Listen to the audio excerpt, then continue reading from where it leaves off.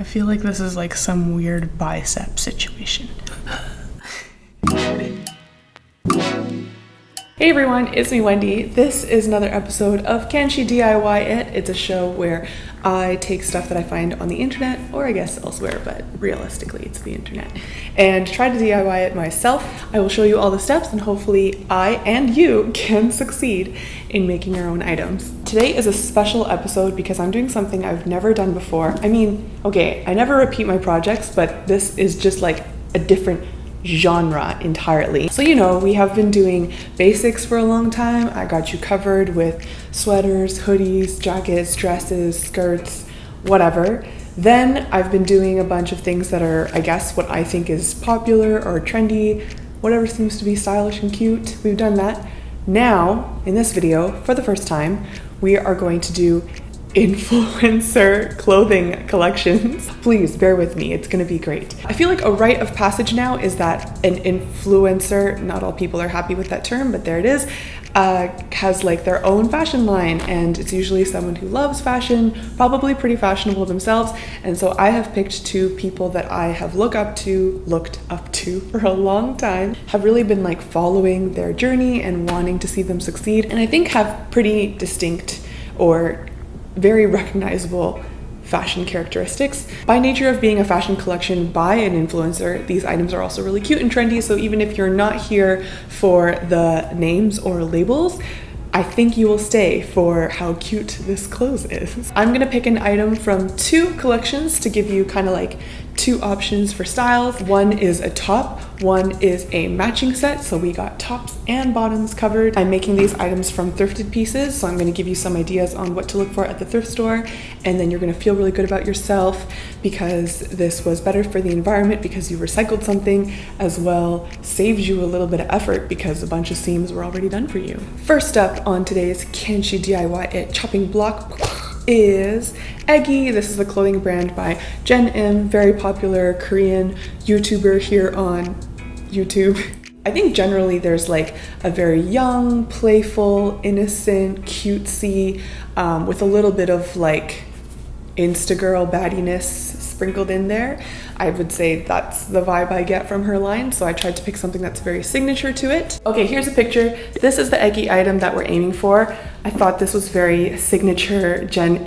It's like youthful, innocent, got the playful shoulders, got the cute little square neckline that's happening right now, a crop top, that's very Jenn. And to make this, my advice is to check the tops, the lingerie, as well as the dresses section. You're looking for something that is fitted, hopefully already tank top cut, and that way from there if it fits you snugly, you can worry about reshaping it to get the ideal accents that we're aiming for. So this is the top that I thrifted, $5. I actually think this is supposed to be an undershirt.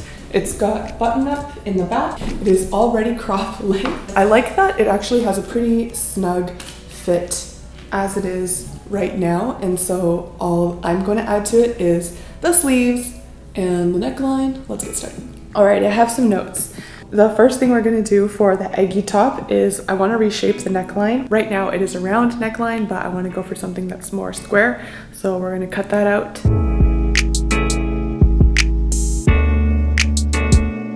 Once that's done, we're going to try it on. This is a great time to give it a try. Actually, it's the time I'm most scared to give it a try, but we're just gonna see how this whole neckline worked out. Oh, all right.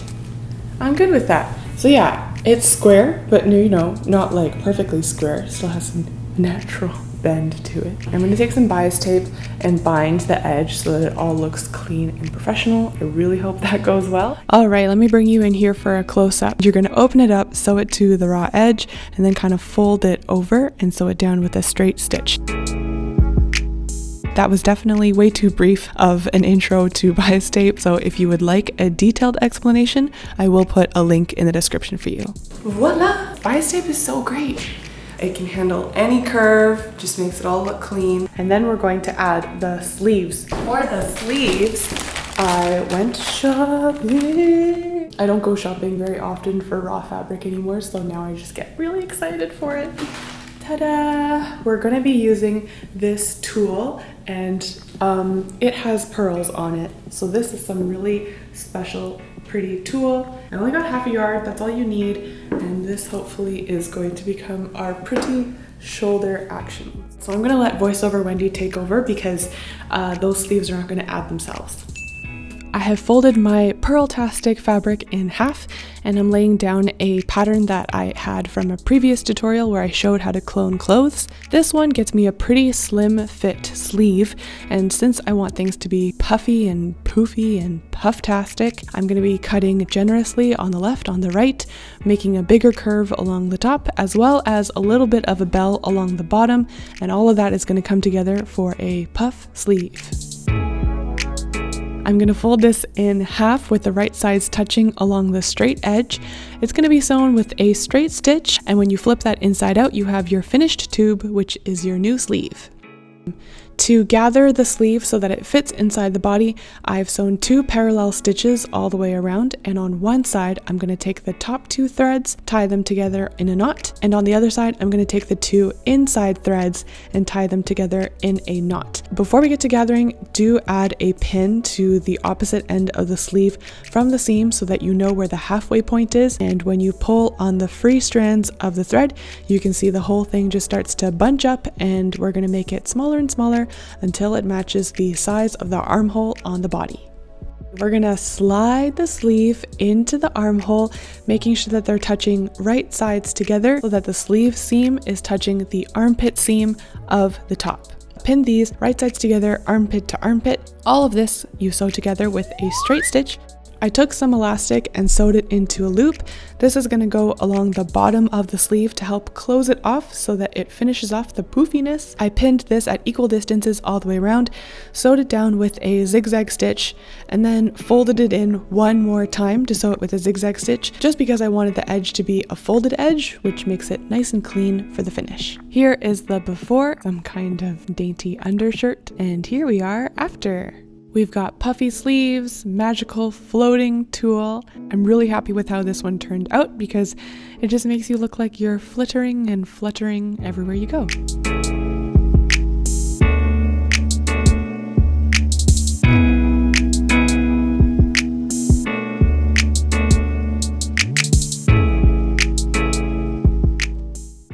And the second item will be from a different collection, and that is Song of Style by Aimee. If you don't know her, I think her longtime followers recognize her for her blog and for her Instagram, but now she's also doing her whole YouTube thing. This clothing line she has, Song of Style, is in partnership with Revolve, so there's pretty wide distribution in there. So that gives you a sense of the styles. Okay, I don't want to get emotionally attached, but this is what we're working with to make the Song of Style piece. I actually kind of like this dress. I feel very classic in it. It does have pockets? Of course it has pockets. I'm getting attached. So this is $11 thrifted from Value Village. My goal going into Value Village was to find a jacket or a dress that was long enough to be changed into a 2-piece. So that's what you should be aiming for. And what's nice about the jacket is that it already has the button in the front. This was perfect because it's a button front dress, and it looks very much like Anne of Green Gables, but when she's a teacher and she's taking the kids out on a field trip. Do you know what I mean? Obviously the fit is not perfect on me, which is helping me to not get too attached, but the color is so beautiful. I love this rusty red, and the buttons are great detail. The skirt is very full, so there's plenty of fabric to work with, which is great. This is inspiration for you to even just go thrift and not even bother with the sewing part. I hope you feel motivated. It's time to chop it up, and we will see what we get in the end. Back to my notes. With this Song of Style top, I'm going to basically cut it in half so that I'm treating the top half as a jacket or top, depending on whether you button it open or closed, and the bottom half is going to become the skirt. And it already is a skirt. We're just making it fit better. Here we go.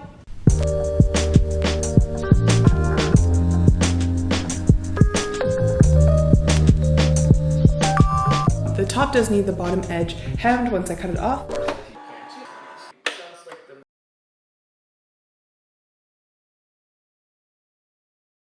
I'm gonna do a zigzag stitch all the way along that raw edge just to help lock it in position, especially since there's some pleats built in. I don't want that fabric moving around while I sew. Once that zigzag stitch was all done, I folded over the edge and did a blind hem just so it wouldn't show from the outside. A straight stitch would work perfectly fine, but I was just trying to be fancy, okay? Heidi ho, coming in with the status check. So now it is no longer a dress. It is a little crop jacket and can be worn open, or it can be worn closed and basically becomes a top. I think my belly button is here. Yes, so this works out great because then the skirt will cover the belly button. You'll still get a little gap of excitement. The blind hem really gives you the benefit of not seeing a seam here at all, so it looks a bit more professional because it ends clean. That's handled. We have a cute little top that doubles as a jacket. Now to create a matching fitted skirt. So with my skirt, there's a couple of things that need to be tackled. First, it's got too much fabric because it's pleated. We need to somehow shrink that in. The top edge is also raw. The bottom, I think, is too long. And those are the three things that we will tackle now. This is the full width of the skirt with all the pleats taken out. Really goes to show when you see something that's pleated, it takes a lot of fabric. Sliding down the dress and folding it over a couple of times, I'm going to shorten this skirt by cutting nice and neatly along the curve. This piece that I'm cutting along the curve is about 2 inches wide, and I'm going to use it to line the inside waistband of the skirt, but this is also simultaneously cutting the skirt closer to the length that I want. So here's this big long loop that I cut off, bringing it back up to the top of the skirt. I'm sewing this right sides together with a straight stitch all the way around. I did start at the front of the skirt so that all the excess could hang out the back, just because I know the back is where I'm going to be removing a lot of fabric, so it's perfectly fine if the excess is there. It's all going to get chopped off. All right, I have the waistband sewn on, and we're just gonna try it on and see how much needs to be removed so it fits around my waist. Okay, we're gonna do it backwards. This is like a comfortable fit, I think. Okay, so I'm gonna put a pin here, and then, oh yeah, I can't get out. Pin on each side. Okay, these 2 pins are where it meets together to fit around my waist. 99 centimeters. So I need to get rid of 99 centimeters through the back seam and I think 2 thigh seams. Be right back. So I've got these pins here in the back because this entire distance here is a total of 50 centimeters, what I'm trying to remove. And up here in the front, I've got 2 parts folded and pinned down. The distance of each of these is 25 centimeters. So this is now 25 plus 25 in the front, 50 in the back, which results in the total of 100 centimeters being taken away. And this hole that's left over is my waist. This looks kind of weirdly small. So let's start with the front and see what we get to. Here we go, straight stitch down one of these folded flaps in the front. This folded flap is taking away 25 centimeters width of fabric. This was the right side of the front, so I'm going to do it again on the left side of the front. And in total, 50 centimeters gone in the front. For the back, I'm pretty sure about where these pins are. So I'm going to cut off the excess fabric, and as you can see here, the excess waistband is also going away as planned. This bit right here was sewn with a straight stitch, but I did leave the top open a little bit because that is the place where we are going to be adding an invisible zipper. Okay, this is the skirt. This is a pretty important part to try it on. I mean, really you should try it on without pants, but I'm 1, lazy, and 2, trying to keep things PG around here. So this is gonna get folded down. Try to ignore that. I think this is pretty close. Obviously the length also needs adjusting, but one thing at a time. Invisible zipper and then fixing the length. The way I do it is I put the zipper in the open position, lie it down exactly where it needs to go, and then with its 2 arms that are raised upwards, you flip them outwards and then pin it to the skirt. I try to make sure that little plastic bit of the zipper lines up with the very, very top of the skirt. And then I just keep adding pins going down on both sides so that I have good guidance and I don't lose track of where this zipper was supposed to go. Here is the zipper all done. We can sew it up all satisfyingly. It is invisible. Amazing, the disappearing zipper. Now what I want to do is take that raw fabric that's on the inside and sew it to the top half of the waistband. This is going to help it to lay flat when I'm wearing the skirt. I just do a straight stitch all the way around. Actually, this one was a tip from a viewer, so thank you very much for reminding me about this. Okay, we've been making progress. I think this is like a little bit too tight here because you can see the fabric straining, so I'm gonna have to let this out a little, and the length needs to be shortened a touch. If you can see here with the close-up, I added one more stitch just a little distance away from the previous stitch that I had. This will give it a little more breathing room in the front. So now that I've laid down the new stitch, I just go in and remove the old stitch, and now the skirt fits me a little bit better. I've got the bottom folded up and pinned all the way around to the height that I want. We're just gonna go around and give it a good old straight stitch. Okay, I've come to the difficult decision, which I'm not too happy about, but I think it needs to be done. I'm going to seal these pockets shut. Goodbye, pockets. You were exciting while it lasted. Anyone who is familiar with pocket structure and like why certain pockets are different shapes or different types of entry exits will probably understand this decision, but it's just pulling on the fabric in a funny way. And even though they're super useful, it's not worth it if the skirt looks bad. Okay, we are almost done. This is the skirt right now. What I don't like is there's this little bit of bumpiness because I've pretty much sealed this off so that you can't use it anymore. For this, just to make sure the stitch is super invisible, I'm just gonna use a good old needle and thread and sew it shut so it lies flat. I don't normally advise this, but I think I'm gonna do it while I'm wearing it because that helps me to really get it right. Maybe don't do this at home.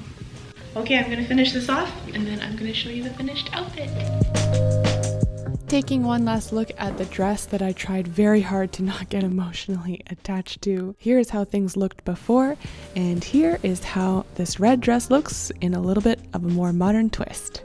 The rust color I love. It definitely helps to carry it into the current style. And now instead of the whole flare dress, you've got a fitted skirt. And with the top, I could have chopped off the sleeves to give it that more t-shirt length, but I actually really love these cuffs, so I kept them there. Hope you really enjoyed these two transformations. I feel like the sleeves and like turning a dress into a matching set gives you a couple of good ideas on some new ways you can tackle some thrifted items. If you decide to give these a try, please do let me know. You can use hashtag #MadeWithWendy on Instagram so that I can find it. I will put up photos of myself wearing these outfits on my Instagram, so if you want to see those as they come out, it'll be @WITHWENDY. And if you made it all the way here and you haven't subscribed, I feel like you should subscribe. You can even hit the bell notification because I'm always here early to chat with people when the video goes up. That'll be it for today. Thank you all so much for watching. Hope this video was not too long and I'll see you all next time. Bye!